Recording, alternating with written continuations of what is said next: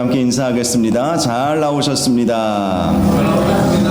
성도님 얼굴만 봐도 은혜가 됩니다. 사랑하고 축복합니다. 네, 감사합니다.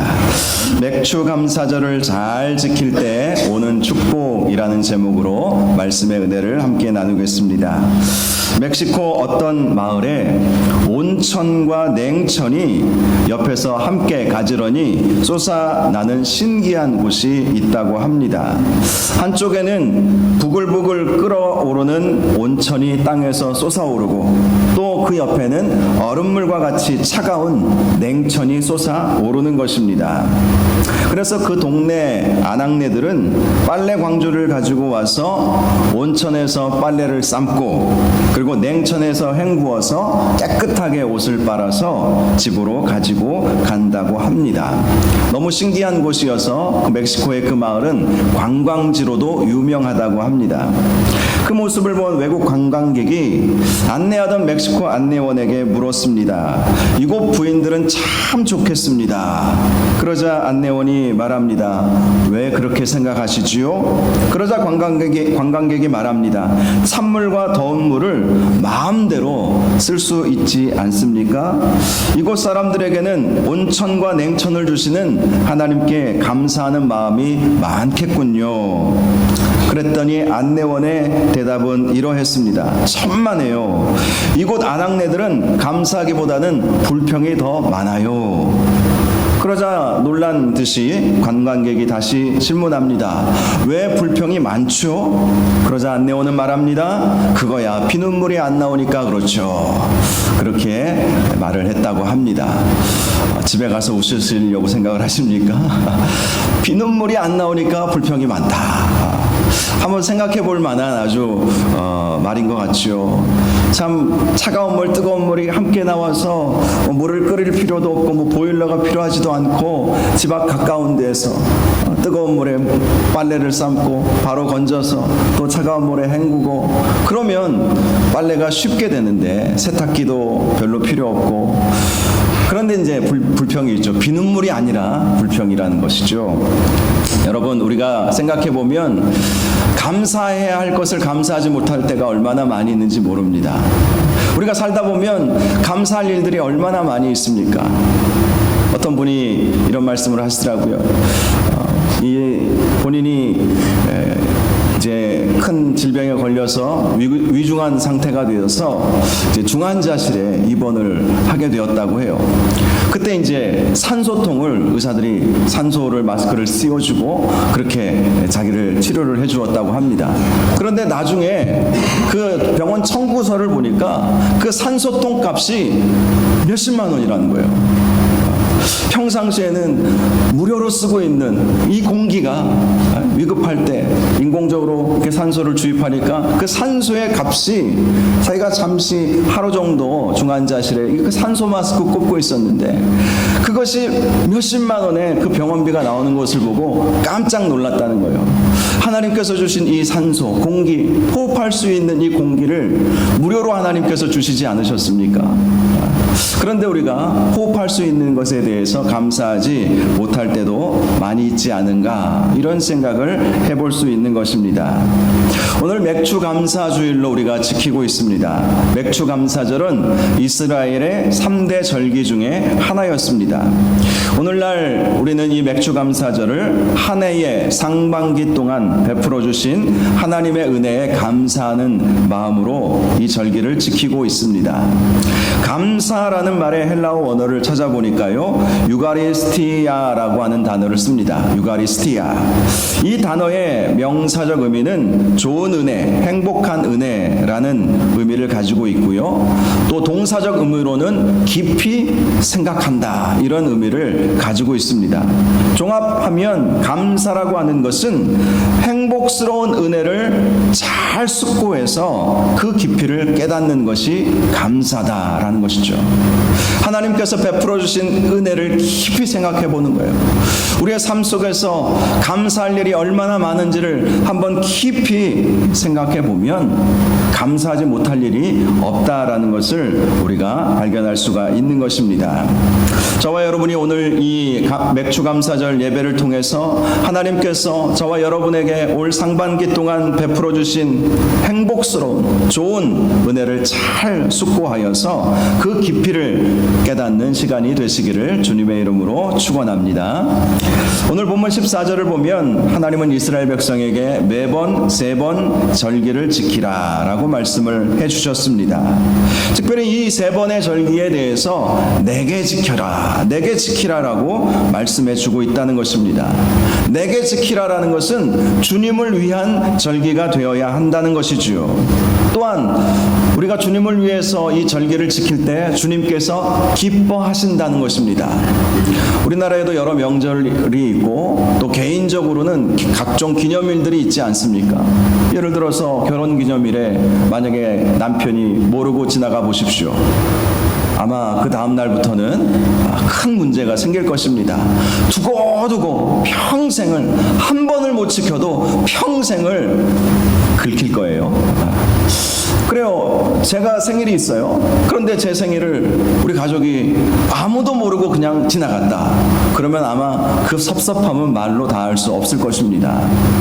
하나님도 하나님을 위한 특별한 절기를 만들어 주셨어요. 오늘 그 절기가 있다는 사실을 우리에게 알려주셨죠.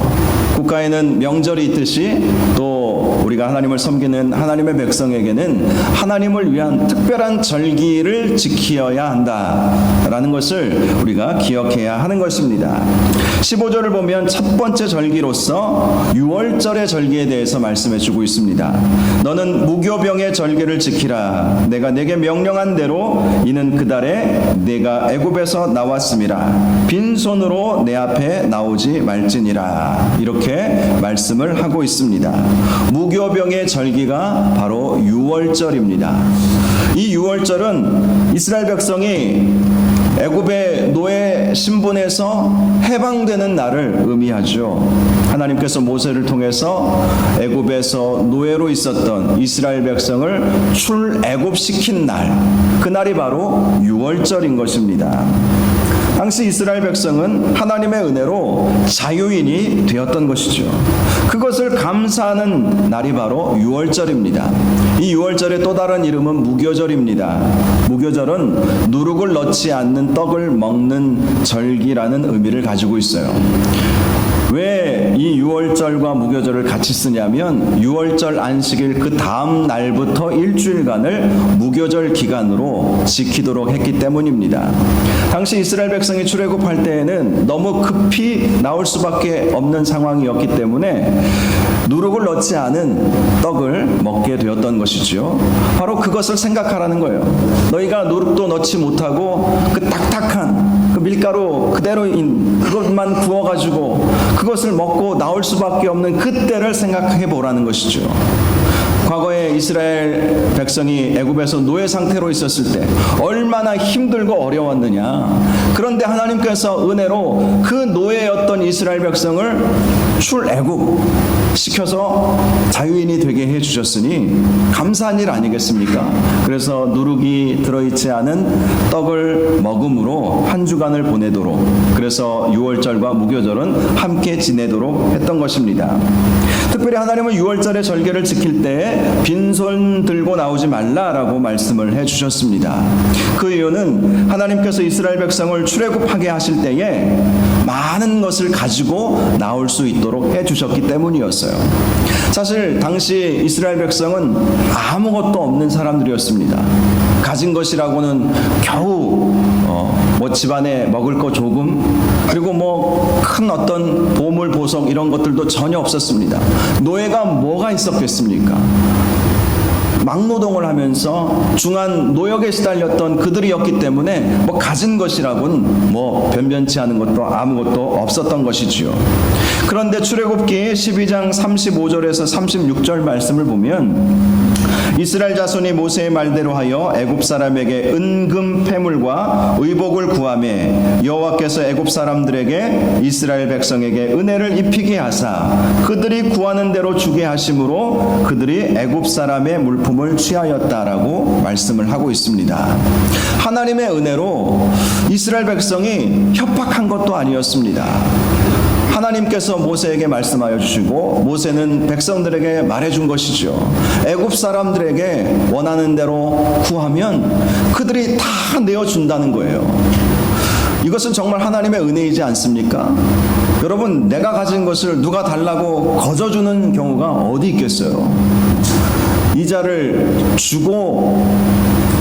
이자를 바꿔준다고 해도 사실 미심쩍은 것이 사실 우리의 어떤 거래 관계 아니겠습니까? 그런데 애굽 사람들이 이스라엘 백성이 달라는 대로 이제 애굽을 떠나게 되었으니 당신들이 나에게 은금 패물과 의복을 좀 주십시오. 그렇게 이야기를 하면 다 준다는 거예요. 실제로 그런 일이 일어났습니다. 많은 애굽 사람들이 마음의 감동을 받았던 것 같아요. 하나님께서 그들의 마음을 너그럽게 만들어 주시고 이스라엘 백성이 이제 노예 상태에서 해방되어서 애굽을 떠난다고 하니까 오히려 그 이스라엘 백성을 향해서 긍휼의 마음이 생기게 하셨던 것이죠. 그래서 애굽 사람들이 이스라엘 백성이 원하는 대로 집에서 있는 것을 다 은금 패물과 그들이 가지고 있는 의복을 다 주면서 잘 가라고 고생 많이 했다고 그러면서 그냥 다 거저 주었던 거예요. 그런 은혜를 힘입었기 때문에 이 6월절에는 반드시 빈손 들고 나오지 말고 하나님께서 베풀어 주신 것이 있음을 감사하도록 말씀해 주셨던 것입니다. 16절 상반절을 보면 두 번째 절기인 맥추절에 대해서 말씀해 주고 있지요. 맥추절을 지키라. 이는 내가 수고하여 밭에 뿌린 것의 첫 열매를 거둠이니라. 이 맥추절은요 6월절 이후에 50일째 되는 날의 절기입니다. 그래서 오순절이라는 말도 붙여 있고요. 또 77에 49 다음에 50번째라고 해서 77절이라고 말하기도 합니다. 특별히 이 맥추절은 봄철에 뿌린 것의 첫 열매를 하나님 앞에 올려드리는 것입니다. 첫 열매, 하나님께서 주신 은혜의 처음 것을 하나님 앞에 올려드리는 절기가 바로 이 맥추절인 것이죠. 주로 봄철에 나는 보리의 추수를 감사해서 추수한 것을 하나님께 가지고 나와서 예배를 드렸습니다. 사실 과거에는 먹을 것이 참 귀한 때이지 않았습니까? 그런데 농사를 해서 처음으로 익은 곡식을 하나님께 올려드릴 수 있다는 것 자체가 너무나도 감사한 일이었죠. 그런데 이 맥추감사절에 더 중요한 의미가 있습니다. 이 맥추절은 하나님께서 가나안 땅을 주시겠다고 약속하신 확실한 증거의 말씀이기 때문에 그런 것입니다. 실제로 당시 모세를 통해서 이 율법의 말씀을 받았을 때에는 이스라엘 백성은 광야에서 살고 있었습니다. 광야에서는 농사를 지을 수 없어요. 물론 지금이야 광야를 개발을 해서 뭐 도시도 만들고 또 농사도 짓고 뭐 그렇게 하죠. 사우디아라비아가 네옴시티 프로젝트를 지금 진행하고 있지 않습니까? 그래서 뭐 그 사막 그 광야에 어마어마한 그러한 도시를 짓는다고 해요. 그런데 과거에는 광야에서 농사를 짓고 광야에서 살아가는 것은 너무나도 어려운 일이었죠. 특별히 이스라엘 백성은요 한 곳에 오랫동안 정착해서 살 수도 없었어요. 이스라엘 백성의 40년 광야 생활을 생각해 보면 이곳저곳 떠돌아 다닐 수밖에 없었습니다. 하나님께서 구름을 띄우시고 하나님께서 구름을 움직이게 하시면 그곳으로 가는 거예요. 그래서 어느 곳에서는 한 달, 또 어느 곳에서는 한 6개월, 또 어느 곳에서는 뭐 일주일도 안 되고 장막에서 거하지 않았습니까? 텐트를 치고 잠시 거기서 머물다가 하나님께서 가라고 하시면 또 다 짐 챙겨가지고 옮겨 다녀야 하는 그러한 삶이었기 때문에 농사를 지을 수가 없는 것이죠. 그런데 하나님께서 이 맥추절에 대해서 말씀해 주시면서 네가 수고하여 밭에 뿌린 것의 첫 열매를 거둘 수 있게 해주시겠다라고 약속해 주셨던 것입니다. 이 말씀을 들은 이스라엘 백성들에게 있어서는 소망이 되지 않았겠습니까? 지금은 농사를 지을 수 없고 지금은 척박한 그러한 땅에서 살아가지만 앞으로는 우리는 하나님께서 약속하신 젖과 꿀이 흐르는 가나안 땅에 들어가서 살 수 있겠구나. 그래서 하나님께서 첫 열매를 드리라고 하신 것이겠구나.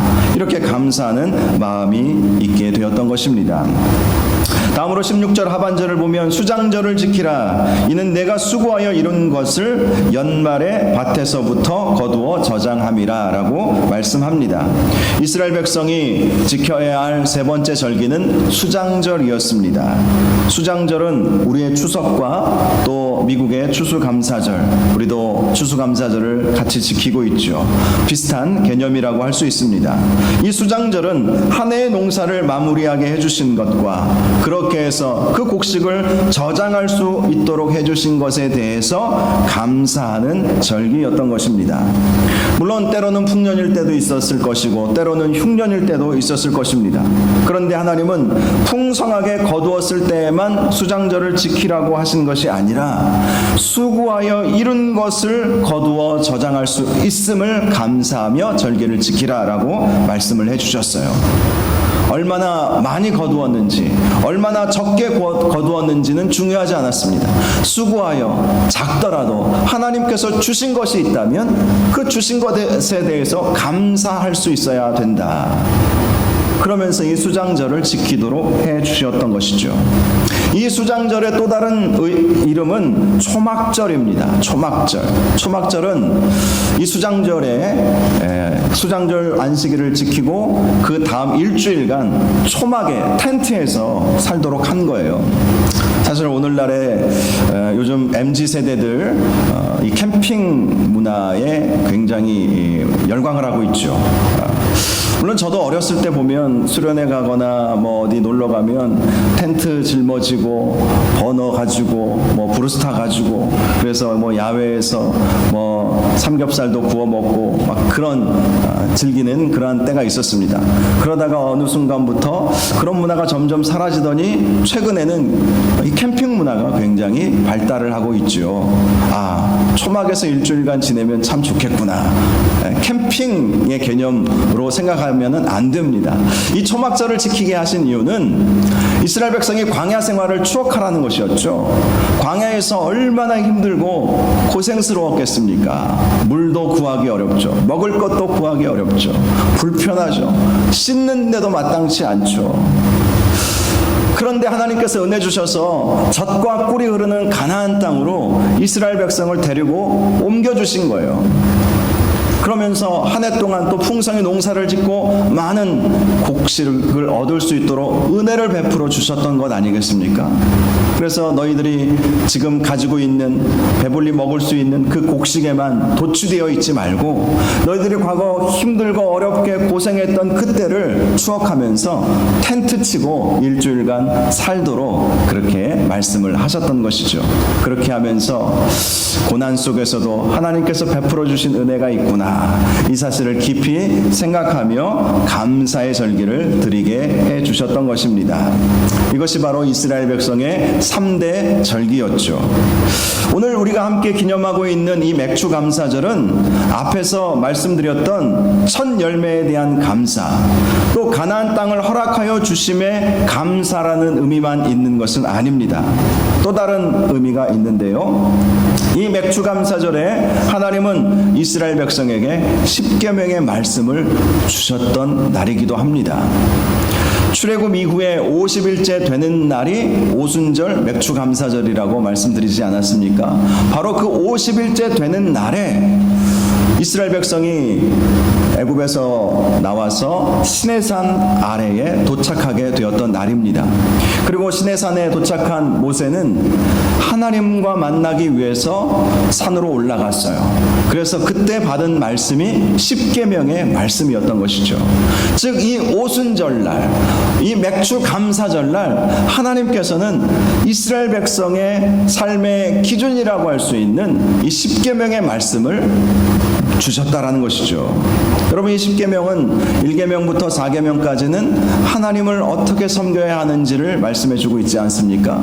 그리고 5계명에서부터 10계명까지는 우리 인간 사회 속에서 우리가 어떻게 살아야 할지, 이러한 하나님 나라 시민으로서의 마땅히 행할 규범에 대한 말씀이 바로 이 10계명 말씀이지요. 그 말씀을 이 오순절날 하나님께서 이스라엘 백성에게 부어 주셨다라는 것입니다. 그래서 이 오순절 날에는요, 특별히 맥주감사절에는 특별히 하나님의 말씀을 조금 더 깊이 생각하고 하나님께서 나에게 하나님의 백성으로 살아갈 수 있도록 말씀을 주신 날이구나, 친히 말씀하여 주신 날이구나, 이 하나님의 말씀을 더 가까이 해야 되겠구나, 이렇게 결단하는 날이 되어야 한다는 것입니다. 두 번째, 신약시대의 이 맥추절인 오순절에 초대 예루살렘 교회에 성령의 강력한 임재의 역사가 일어나게 되었다는 것입니다. 예수님께서 부활하고 승천하신 이후에 예수님의 12제자와 120명의 성도들은 예수님께서 말씀하여 주신 대로 예루살렘을 떠나지 않고 예수님께서 보내주시겠다고 약속하신 성령 받기를 사모하며 기도하고 있지 않았습니까? 이 오순절날 성령의 강력한 역사가 임하게 되었던 것입니다. 그래서 이 맥주절에 우리가 한 번 더 생각해 보아야 할 것은 성령의 역사하심, 성령의 임재하심, 성령의 충만함이 우리의 삶 가운데 필요하구나. 올 상반기 동안 내가 과연 얼마나 성령 충만한 삶을 살았는가. 하반기에 하나님께서 더 성령을 부어주셔서 성령 충만한 삶을 살게 하여 주옵소서, 이런 마음으로 기도하는 시간이 되어야 할 것입니다. 또한 이 맥주감사절은요, 성령의 임재와 동시에 교회가 태동된 날이기도 합니다. 예루살렘 교회가 언제 시작이 되었습니까? 오순절날 성령 강림과 함께 시작된 것이 바로 교회인 것입니다. 그래서 어찌 보면 모든 교회의 생일이 바로 이 맥주 감사절인 것이죠. 그래서 여러분, 이 맥주 감사절은 그냥 가볍게 넘어가서는 안 되는 날인 것이죠. 우리가 보통 부활절, 또 추수감사절, 성탄절, 이런 절기들을 굉장히 귀하게 여기고 있지 않습니까? 세상 사람들도 부활절, 성탄절 이 정도는 다 알고 있어요. 부활절에 교회와 천주교회에서 예배를 드리고 미사를 드렸다, 이것은 9시 메인 뉴스에 늘 등장하잖아요. 성탄절도 마찬가지이고, 또 우리는 추수감사절 하면 또 의미가 있잖아요. 11월 셋째 주에 한 해를 잘 돌아보면서 하나님께서 베풀어 주신 은혜가 참 크구나, 그러면서 하나님 앞에 감사의 예물도 준비하고 또 올 한 해 베풀어 주신 은혜에 감사하면서 내년에도 더 큰 은혜를 달라는 그러한 마음을 갖고 추수감사절 예배를 드리지 않습니까?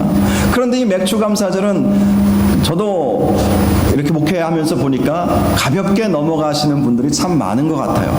그런데 맥주감사절에 대해서 우리가 묵상하면 묵상할수록 이 맥주감사절이 주는 의미가 굉장히 크다, 굉장히 깊다, 이것을 발견할 수가 있는 것입니다. 다시 한번 정리를 해보자면 세 가지로 정리해 볼 수 있을 것입니다. 이 맥주감사절은 모든 것은 하나님의 것이지만 특별히 이 첫 열매는 하나님의 것이다. 첫 열매가 있기에 다음 열매가 있는 것 아니겠어요? 이 첫 열매는 하나님의 것이다. 이것을 기념하는 절기가 되어야 한다는 것입니다. 출애굽기 13장 2절을 보면 이스라엘 자손 중에 사람이나 짐승이나 물어나고 초태생은 다 거룩히 구별하여 내게 돌리라. 이는 내 것이니라. 초태생, 처음 열매는 주님께 다 돌리라. 주님께 돌리라라는 것은 그것을 통해서 주님께 감사와 영광을 올려드리라는 말씀인 것입니다. 처음 것을 하나님 앞에 올려드린다라는 것은 모든 것을 하나님 앞에 올려드린다는 것이죠. 이 맥주감사절, 특별히 이제 7월달 되면 이 봄철에 지은 농사들을 하나하나 수확하면서 처음 열매들을 우리가 맺지 않겠습니까? 그러한 것들을 생각하면서 하나님 앞에 감사를 올려드려야 나중에 두 번째, 세 번째도 하나님께서 풍성한 은혜를 베풀어 주시는 것이죠. 또한 이 맥추감사절에 우리가 해야 할 일은 하나님의 약속의 말씀을 다시 한번 기억해야 한다는 거예요. 하나님은 광야에서 살아가고 있던 이스라엘 백성에게 젖과 꿀이 흐르는 땅에 너희가 가면 너희가 수고하여 농사를 지을 텐데 첫 열매를 내게 드려라, 이렇게 말씀해 주셨다는 것은 하나님께서 약속하신 것을 반드시 이루신다는 것 아니겠습니까? 젖과 꿀이 흐르는 땅으로 내가 너희를 인도하여 줄 것이다 라고 약속하시면서 출애굽하게 하셨어요. 그런데 하나님은 반드시 그 약속을 이루어 주시겠다라고 말씀을 하여 주셨던 것입니다. 특별히 맥추감사절에는, 이 맥추절에는 모세가 십계명의 말씀을 받아 내려온 날이라는 말씀을 드리지 않았습니까? 그러므로 우리가 다시 한번 이 맥추감사절을 잘 지키기 위해서는 1월부터 6월까지 내가 과연 하나님의 말씀대로 잘 살았는지를 깊이 생각해보는 시간이 되어야 하는 것입니다. 그리고 앞으로 남은 6개월 동안 올 한 해 유종의 미를 거두기 위해서 더욱 하나님의 말씀을 붙잡고 하나님의 말씀에 순종하는 삶을 살아야 되겠구나, 이렇게 결단하며 지내야 하는 것입니다. 세 번째, 감사에는 수고와 헌신이 뒤따른다는 것을 항상 기억해야 한다는 것입니다. 하나님은 맥추절에 대해 말씀해 주시면서 수고하여 밭에 뿌린 것의 첫 열매를 드리라고 말씀을 하여 주셨죠. 즉, 이 첫 열매는 수고와 헌신의 결과라는 것입니다. 여러분, 감사를 감사로 인식하는 것은 그만큼 수고의 노력이 있었기 때문 아니겠습니까? 그렇지 않으면 감사를 감사로 인식하지 못하는 것이 우리의 죄성입니다. 그래서 모든 것은 하나님께서 특별히 나보다 더 열심 내어서 수고해 주신 하나님이 계시지 않습니까? 하나님 앞에 감사하고 하나님께서 나를 너무나도 사랑하여 주셨구나, 이 사실에 대해서 감사하는 날이 되어야 하는 것이죠. 특별히 이 맥추절은 교회의 생일과도 같습니다. 그래서 교회를 위해서 더욱 수고하고 헌신하겠다고 결단하는 시간이 되어야 할 것입니다. 이런 맥추감사절을 잘 지킬 때 하나님은 반드시 복을 내려주십니다. 잠언 3장 9절에서 10절을 보면 내 재물과 내 소산물의 처음 익은 열매로 여호와를 공경하라. 그리하면 내 창고가 가득히 차고 내 집들에 새 포도즙이 넘치리라. 우리 하나님께서 약속해 주셨어요. 창고가 가득 차고 새 포도주가 넘치게 될 것이다. 첫 열매를 하나님 앞에 올려드리는 그러한 이 맥추 감사절의 의미를 깊이 생각하고 감사를 놓치지 않는 그러한 삶을 살게 되면 우리의 창고가 가득히 찰 것이고 새 포도즙이 넘치게 될 것이다. 가득히 찬다는 것은 모자라지 않게 해주신다는 것 아니겠습니까? 그리고 넘친다라는 것은 늘 새로운 복을 허락하여 주신다는 것 아니겠습니까? 이 감사절을 한번 잘 지켜도 하나님께서 이렇게 놀라운 은혜와 복을 주시는 것입니다. 여러분, 감사절 뿐이겠습니까? 감사는 바로 이러한 복의 근원임을 꼭 기억하시기 바랍니다. 어떠한 상황에서도 그래서 우리는 감사를 놓치지 말아야 하는 거예요. 감사는 치유의 기적이 있다는 말씀도 있지 않습니까? 황성주 박사님이 생식 만드시는 분으로 유명하지만 그분은 서울의대 박사이시고 교수님 출신이십니다. 이 황성주 박사님이 전에도 제가 한번 말씀드린 것 같은데 자신의 어머니가 이제 돌아가실 날이 얼마 남지 않으셨다고 합니다. 그때, 지금은 물론 돌아가셨지만 과거의 일을 말씀해 주셨는데요. 돌아가실 날이 얼마 되지 않았는데 본인은 이제 해외에서 지금 어떤 일이 있으셔서 몇 달 동안 해외에 갈 수밖에 없는 상황이었대요. 만약에 내가 해외에 있을 때 어머니께서 돌아가시면 어머니의 임종도 보지 못하고 참 불효자식이 될 수도 있겠구나, 이런 마음이 들었다고 합니다.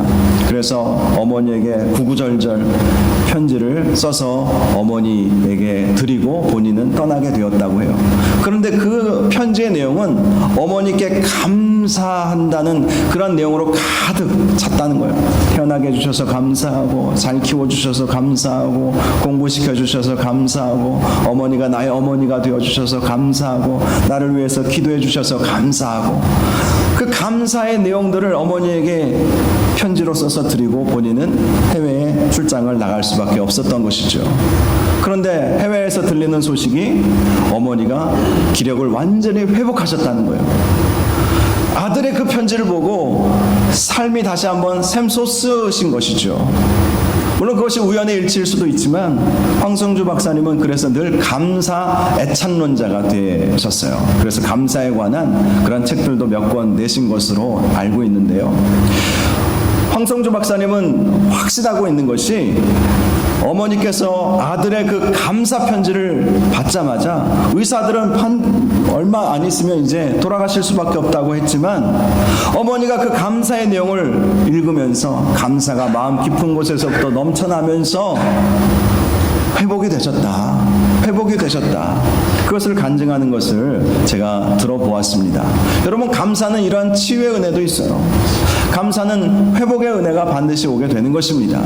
어떤 상황 속에서도 감사를 잃지 않으시기를 주님의 이름으로 축복합니다. 수많은 기독교 위인들, 영웅들을 보면 바로 이러한 감사의 사람들이었습니다. 세계적인 신학자요 설교가이며 성경의 전권을 주석했던 매튜 헨리 박사님이 계십니다. 이분이 어느 날 강도를 만났는데요, 귀가 중이던 그를 덮친 강도는 이 매튜 헨리 박사님이 피가 철철 흐르도록 때리고 가진 돈을 다 빼앗아 가버렸습니다. 겨우 집으로 돌아온 매튜 헨리 박사님은 무릎을 꿇고 하나님께 이렇게 기도를 드렸습니다. 본인의 간증이니까 사실이겠죠. 하나님, 내가 강도당한 입장인 것을 감사합니다. 돈을 빼앗겼으나 생명을 빼앗기지 않았으니 감사합니다. 나를 괴롭힌 그 강도를 위해 기도할 수 있으니 또한 감사합니다. 그가 다시는 강도로 살지 않게 해 주옵소서. 그렇게 기도를 드렸다는 거예요. 정말 죽을 지경까지 갔어도 감사의 조건을 놓치고 싶지 않았던 것이죠. 그러나 매튜 헨리 박사님을 하나님은 놀랍게 써주신 것입니다. 저도 매튜 헨리 박사님의 주석을 가지고 있는데요, 그 주석의 내용을 보면 아주 심오한 깊은 신학적인 통찰이 담겨져 있는 것을 볼 수 있어요. 감사의 삶을, 감사의 마음을 놓치지 않았기에 그분이 썼던 모든 책과 글과 설교에는 하나님의 은혜로 가득 차 있었던 것입니다. 신라권이라고 하는 유명한 명작이 있죠. 이 신라권이라고 하는 이 명작을 쓴 분은 영국의 존 밀턴이라고 하는 사람이었습니다. 그런데 그는요, 40대 초반에 원인을 알 수 없는 이유로 실명을 하게 되었습니다. 앞이 보이지 않게 된 거예요. 그런데 그는 실명 이후에 더욱 왕성한 작품 활동을 펼치게 되었고, 신라권이라고 하는 이 명작도 본인의 눈이 다 멀어버린 이후에 쓴 책이었습니다. 그는 실명이 되었을 때 이런 감사의 기도를 드렸다고 합니다. 하나님, 제가 비록 육신의 눈은 어두워 보지 못하지만 대신 영의 눈을 뜨게 하여 주셨으니 감사합니다. 이렇게 감사를 올려드렸다고 합니다. 육신의 눈이 가리워져서 앞을 보지는 못하지만 대신 영의 눈이 떠져서 영의 눈으로 세상을 바라보고 영의 눈으로 하나님을 바라보게 된 것이 그에게는 감사였던 것이죠. 그래서 신라권이라고 하는 아주 유명한 작품을 쓸 수 있었던 것입니다. 지난 주간에 우리 이제 여름 SC 여름 수련회를 준비하기 위해서 섬기시는 목사님들과 회의하는 시간을 가졌는데요. 그때 한 목사님께서 아멘과 은혜의 관계에 대해서 말씀을 해 주셨어요. 그 목사님은 자기 성도들에게 이렇게 늘 강조를 하신다고 합니다. 보통 설교 시간에 은혜가 되면 성도들이 아멘 이렇게 화답하지 않습니까? 그런데 그 목사님은 반대로 이렇게 늘 강조하신대요. 은혜가 돼서 아멘 하는 것이 아니라 아멘 하면 은혜가 옵니다. 믿으십니까? 아멘 하면 은혜가 오는 거예요. 은혜가 돼서 아멘 하면 아멘 하는 것이 아니라 은혜가 되든 안 되든 하나님께서 말씀을 우리에게 허락하여 주시고 하나님의 진실된 말씀이 선포되면 아멘 하면 그때부터 은혜가 오게 된다는 거예요. 감사도 마찬가지인 것 같습니다. 여러분, 감사의 조건이 있을 때 감사하는 것은 누구나 할 수 있죠. 그런데 감사하지 않을 때에도 감사하면 그것이 하나님의 은혜요, 하나님의 복으로 바뀌게 되는 것입니다. 올 상반기 생각해 보면 감사한 일이 더 많습니까? 감사하지 못할 일이 더 많습니까? 각자 나름대로 서로 다르겠지만 설령 감사하지 못한 일들이 많이 있다 할지라도 오늘 이 시간 그것을 감사로 바꾸시기를 주님의 이름으로 축복합니다. 그러면 우리의 남은 하반기에 더 큰 감사가 오게 될 것입니다. 그러한 감사의 은혜가 넘치는 복된 여러분들 되시기를 주님의 이름으로 축원합니다. 이 시간 우리 함께 찬양하고 기도하는 시간을 갖겠습니다. 에벤에셀 하나님, 감사하신 하나님, 에벤에셀 하나님이라는 제목의 찬양입니다. 여기까지 인도하셨고 앞으로도 인도하실 주님을 감사하며 찬양할 수 있기를 바랍니다.